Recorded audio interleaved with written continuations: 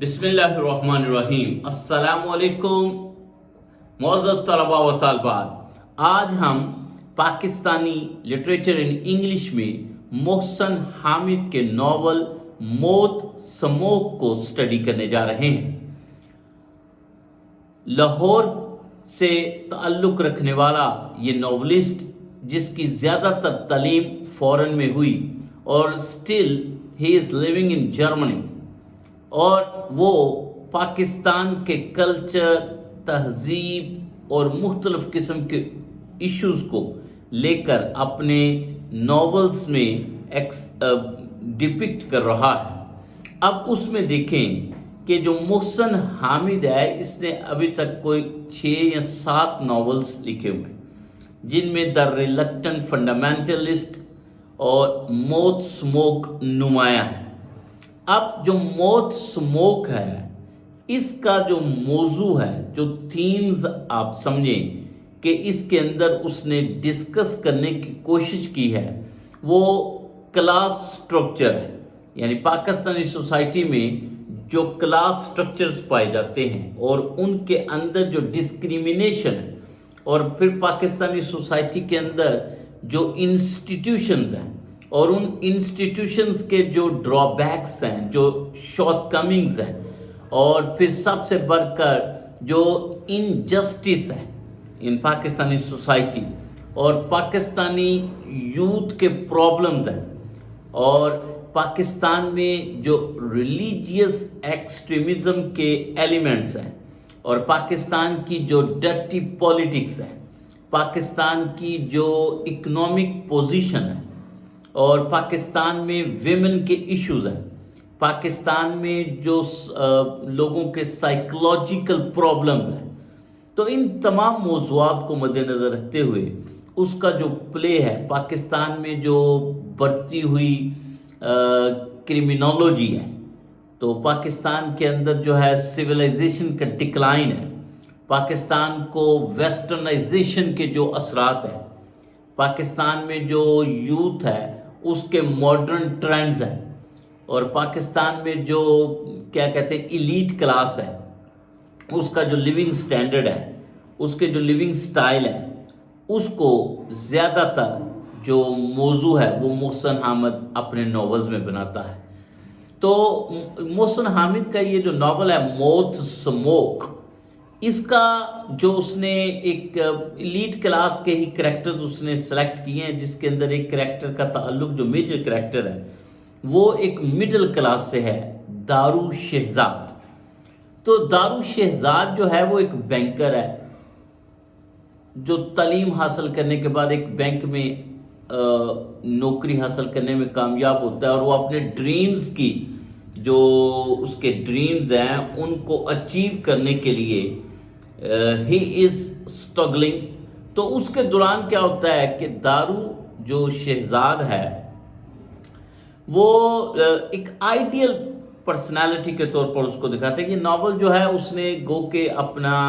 Non linear plot اس کی construction کیا ہے، یعنی کہ اس ناول کا جو آغاز ہے، وہ دارو شہزاد جو ہے وہ ایک جیل میں بند ہے، تو اس کو سزا ملی ہے، سزائے موت۔ تو وہاں سے وہ سٹوری کا آغاز کرتا ہے کہ وہ اپنی یادوں میں یادیں یاد کر رہا ہے، اور اسی دوران اس کی وہ سٹوری جو ہے وہ فلیش بیک میں جاتی ہے، تو وہ کہانی کو ماضی میں لے کے جاتا ہے، وہاں سے وہ واقعات کو ڈسکرائب کرتا ہے، اور اس طرح کہانی جو ہے وہ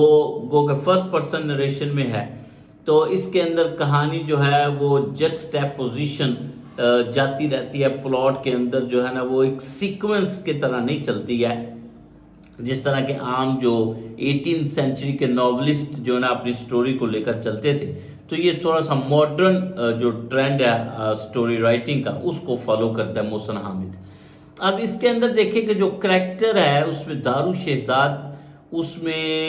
ایک مڈل کلاس فیملی سے تعلق رکھنے والا نوجوان جب ایک بینک کی جاب حاصل میں کرنے میں کامیاب ہو جاتا ہے، لاہور شہر کے اندر ایک فلیٹ کے اندر اس نے اپنی رہائش رکھی ہوئی ہے، اور اپنی طرح سے وہ ایک عمدہ زندگی بسر کر رہا ہے، اور اس کے جو تعلقات ہیں He wanted to establish relations with the elite class of that society, and he had friendship with Aurangzeb, who was the son of a judge. यानी कि एक जज जो हाजिर सर्विस जज है उसका बेटा है औरंगजेब, और औरंगजेब के पास वो तमाम फैसिलिटीज़ हैं, वो तमाम सहूलतें हैं जो कि एक एलीट क्लास का नौजवान जो है वो डिज़ायर करता है। अब इसके साथ इसका रहन सहन है, और ही वॉज कॉपिंग, दारू शहजाद वॉज कॉपिंग दैट। दारू Shahzad wanted to follow the tradition and follow the trends which were followed by the elite class of that society. अब इसके अंदर देखें कि दारू शहजाद जो है, जब बैंक के अंदर उसके पास एक पॉलिटिशियन जो कि बैंक बहुत बड़ा बिजनेसमैन भी है, वो उसके पास एक काम लेके आता है, दैट वाज इलीगल। दारू शहजाद उसको इनकार कर देता है। दारू शहजाद जो है वो आइडियलिज्म के अंदर वो he wanted to follow the justice system, लेकिन जब उसे पता चलता है कि वो एक नुमाया पॉलिटिशियन है, नुमाया बिजनेसमैन है, तो उसके बावजूद वो डटा रहता है कि वो उसका काम नहीं करेगा। अब जो वो आदमी है उसकी मुलाकात बैंक के मैनेजर से होती है, और बैंक के मैनेजर को जब दारू शहजाद की एक्टिविटी के बारे में पता चलता है, तो इंस्टेड ऑफ प्रेजिंग दारू शहजाद, वो दारू शहजाद को किक आउट कर देता है जॉब से। अब it was the first shock for दारू Shahzad that in practical life that what he was studying in the universities,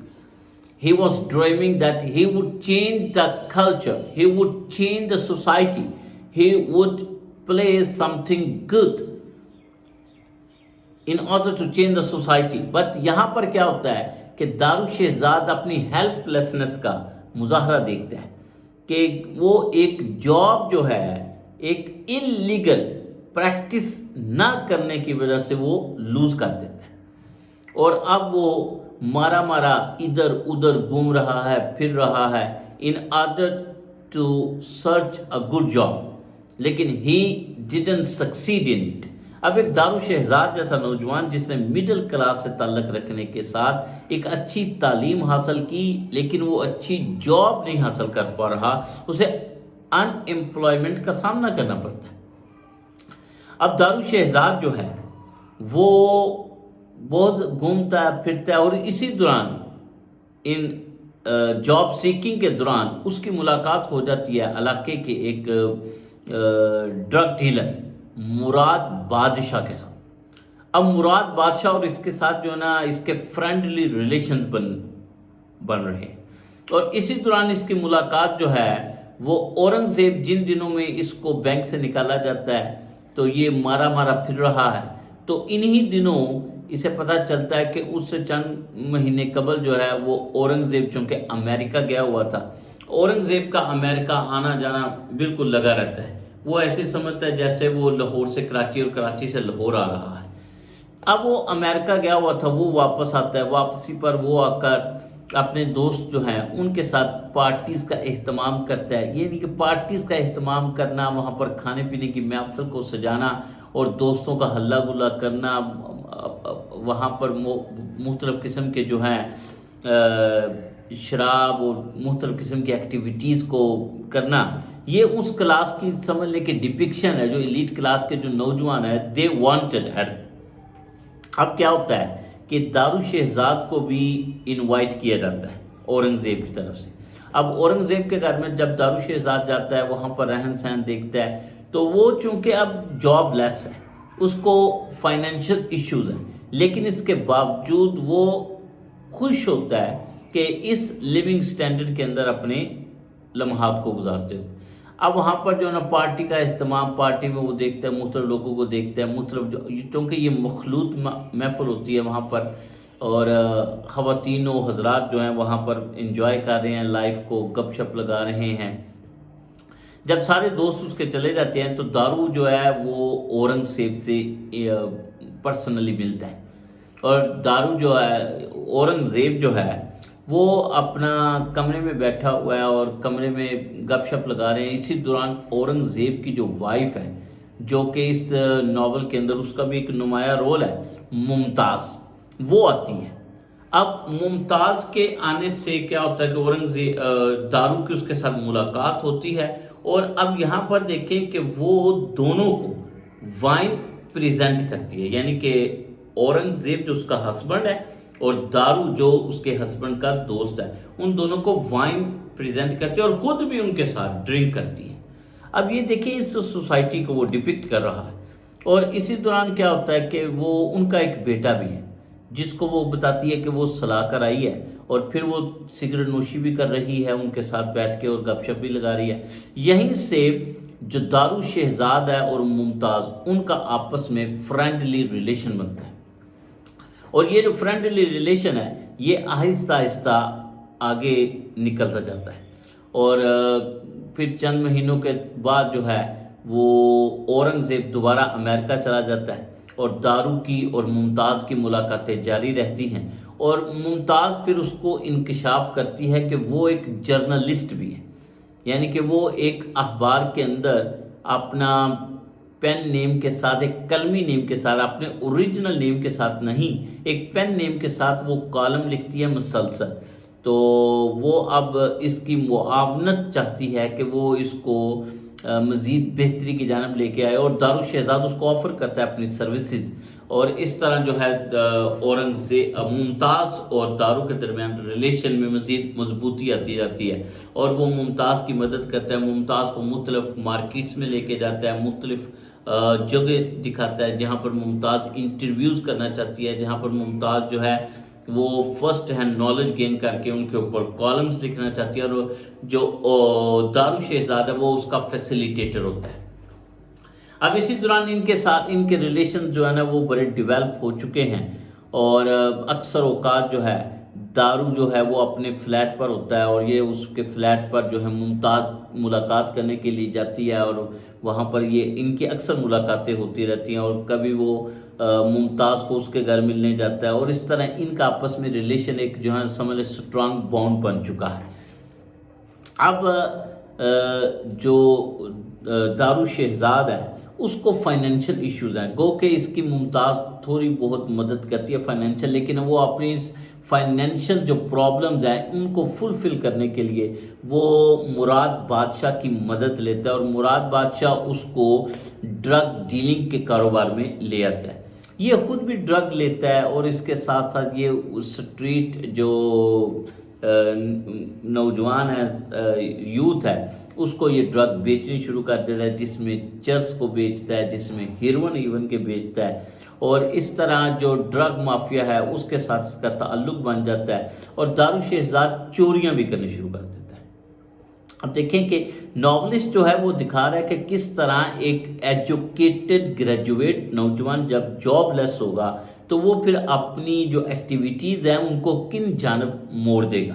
تو دارو شہزاد مختلف قسم کی جو کریمنل ایکٹیویٹیز ہیں ان میں انوالو ہو جاتا ہے، وہ چوریاں کرنی شروع کر دیتا ہے، اور اس طرح اسی دوران جو ہے وہ ایک دو دفعہ اریسٹ بھی ہوتا ہے. اور پھر اس کو مراد بادشاہ جو ہے نا اس کو ریلیز کرواتا ہے، اور مراد بادشاہ کے ساتھ اس کے ریلیشن بڑے مضبوط ہو جاتے ہیں. اور یہاں پر اس ناول کے اندر وہ لاہور کی گلیاں، لاہور کے بازار اور لاہور کی سڑکیں، لاہور کا کلچر، اس کو بھی بڑے اچھے طریقے کے ساتھ ڈپکٹ کرتا ہے. اب دارو شہزاد جو ہے جب ممتاز کے ساتھ اتنا اس کا مضبوط تعلق بن چکا ہوتا ہے تو اورنگزیب کو جب پتہ چلتا ہے کہ ممتاز کی جو افیلیشن ہے وہ دارو شہزاد کے ساتھ ہوئی ہوئی ہے، تو اب وہ دارو شہزاد سے جان چھڑوانا چاہتا ہے. اب دارو شہزاد سے جان چھڑوانے کے لیے کیا کرتا ہے کہ وہ اس کو ایک دن اپنے ساتھ جو نا وہ اکثر اوقات اس کو گاڑی دے دیتا ہے کہ وہ لے جائے. تو وہ ڈرائیونگ کر رہا ہے، اور ڈرائیونگ کے دوران کرتے ہوئے وہ ایک سفر سے واپس آ رہا ہے، ایک چھوٹا نوجوان جو ہے اس کے راستے میں آ جاتا ہے، اور جو اورنگزیب ہے اس نوجوان کے ساتھ اس کا یعنی کہ ایکسیڈنٹ ہوتا ہے، تو وہ بچہ جو ہوتا ہے اس کی ڈیتھ ہو جاتی ہے. اب ڈیتھ ہونے کے بعد جو نا وہ پولیس میں رپورٹ درج ہوتی ہے. پولیس جو نا اس گاڑی کے نمبر کو ٹریس کرتی ہے، اور گاڑی کا نمبر جب ٹریس ہو جاتا ہے تو وہ چونکہ اورنگزیب کی گاڑی ہوتی ہے، اب اورنگزیب اپنے والد کے ساتھ اس چیز کو ڈسکس کرتا ہے، اور اس کا والد کیا کرتا ہے کہ وہ اس گاڑی کو ڈرائیور جو ہے وہ اپنے بیٹے کی بجائے وہ دارالشہزاد کے اوپر کیس ڈلوا دیتا ہے، اور دارالشہزاد جو ہے